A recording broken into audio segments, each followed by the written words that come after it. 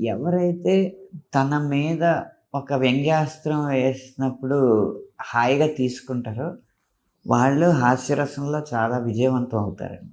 అది ఆ మర్మం సుధీర్ గారు చాలా చిన్న వయసులోనే కనిపెట్టి, దాన్ని పట్టుకుని ఒక్కొక్క మెట్టు ఎదుగుతా వచ్చారు.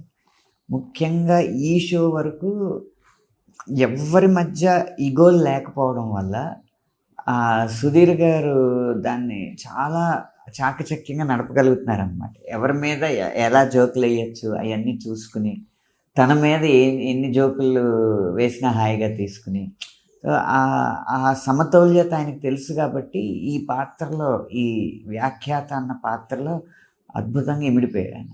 అందుకు ఈ షో అనే కాదు, సుధీర్ గారు చేసిన ప్రతి షో విజయం వెనక కారణం అదే. ఆయన పట్టుకున్న ఆ కీలకం. తన మీద తను వ్యంగ్యాస్త్రాలు ఎన్నేసినా హాయిగా తీసుకోవడం.